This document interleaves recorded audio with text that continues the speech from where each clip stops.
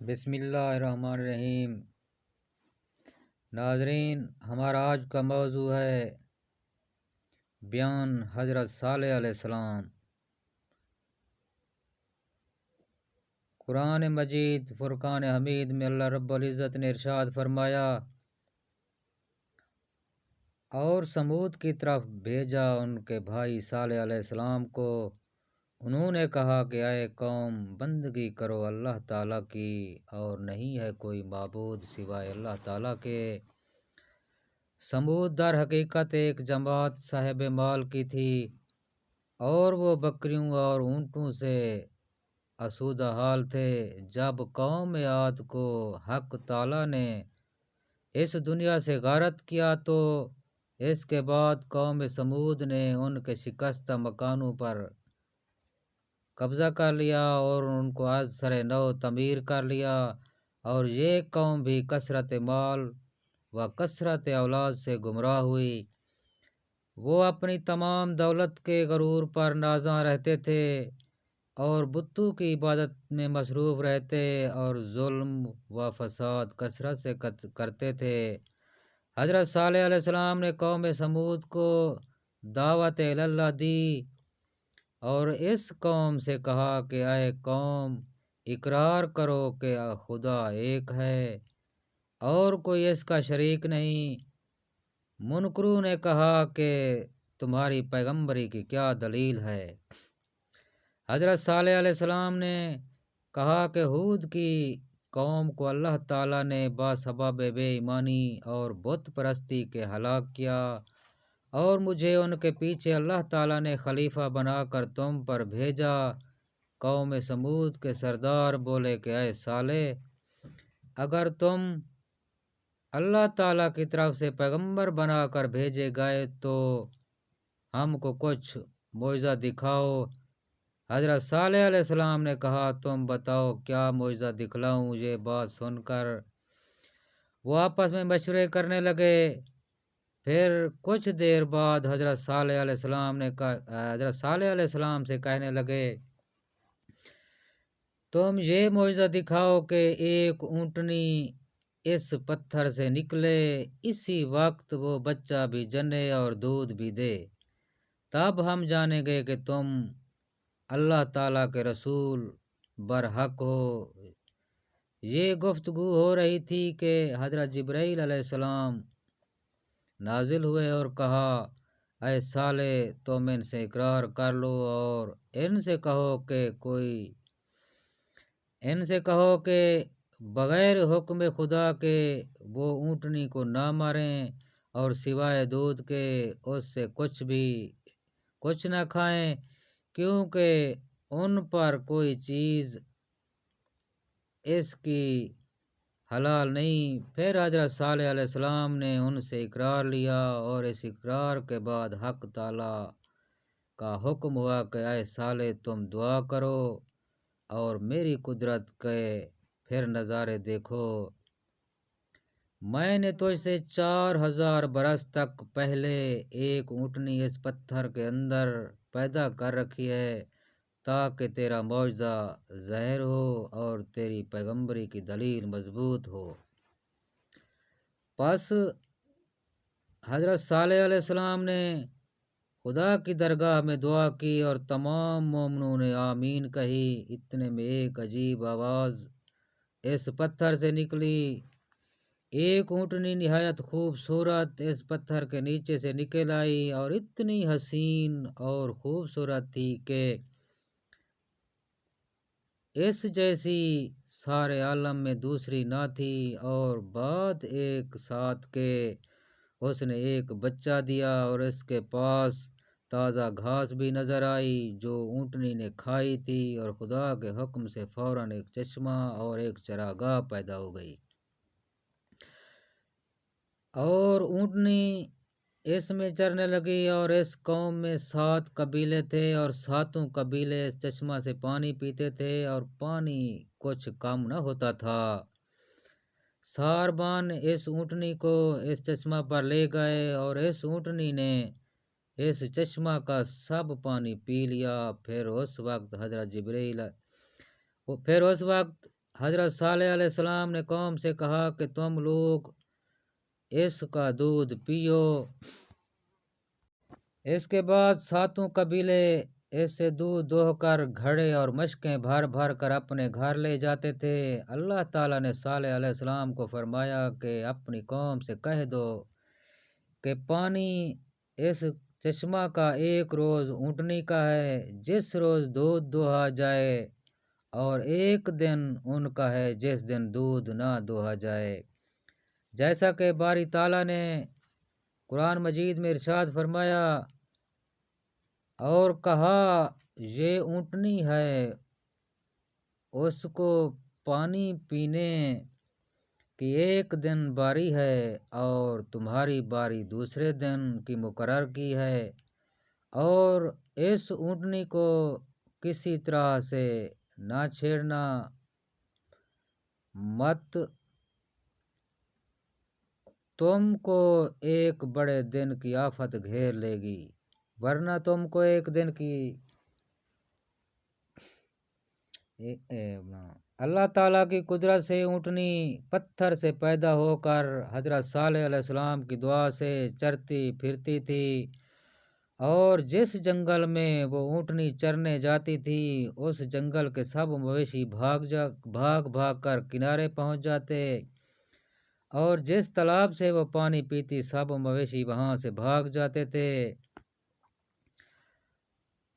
تب ایک مشورہ کیا اور یہ بات طے پائی کہ ایک دن پانی پر اونٹنی جائے اور دوسرے دن ان لوگوں کے مویشی جائیں گے، اور یہ خلاصہ تفسیر سے لکھا ہے۔ اس کے بعد حضرت صالح علیہ السلام نے قوم سمود سے کہا خبردار، یہ اونٹنی ہے اللہ تعالیٰ کی، اور اس کو کبھی بھی مت چھیڑنا، اس کو کوئی تکلیف بھی مت دینا، ورنہ اس کی پاداش میں خداوند کریم تم پر سخت عذاب بھیجے گا۔ یہ بات حضرت صالح علیہ السلام کی سن کر وہ لوگ اس اونٹنی کو پیار کرتے تھے اور بہت ہی حفاظت سے رکھتے تھے، اور اس کے دودھ سے مکھن اور گھی جمع کر کے شہروں میں لے جا کر بیچتے اور اس سے فائدہ حاصل کرتے، اور اسی وجہ سے وہ لوگ سب مالدار ہو گئے۔ اور اسی صورت سے تقریباً 400 سال گزر گئے۔ ایک روز حضرت صالح علیہ السلام نے فرمایا اس مہینے کے اندر جس گھر میں لڑکا پیدا ہوگا اس سے ساری قوم ہلاک و تباہ ہوگی۔ اتفاقاً ان حاضر شدہ لوگوں میں سے ان کی بیویاں سب کی حاملہ تھیں۔ اللہ تعالیٰ کی مرضی تھی، اسی مہینے میں جنی تو 9 عورتوں نے اپنے بچوں کو مار ڈالا، اور ایک عورت نے بسبب اس کے کہ اس کے کوئی فرزند اولاد نہ تھی، اس کا کوئی بیٹا نہ تھا، اس لیے اپنے بچے کو نہیں مارا اور زندہ رکھا، اور نام اس کا قدار رکھا۔ جب وہ لڑکا بالغ ہوا، شاہ زور نکلا، اور وہ 9 عورتیں جنہوں نے اپنے فرزندوں کو مار ڈالا تھا پشیمان ہوئی اور کہنے لگیں کہ صالح کی بات جھوٹی تھی۔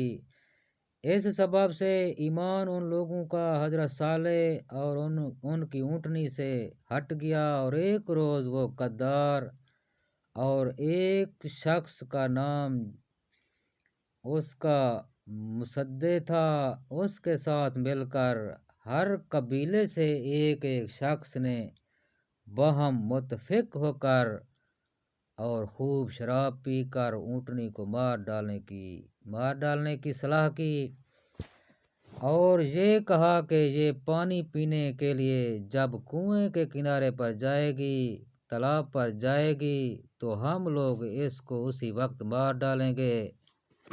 اللہ تعالیٰ ارشاد فرماتا ہے قرآن مجید میں، اور تھے اس شہر میں 9 شخص خرابی کرتے، ملک میں سنوارتے۔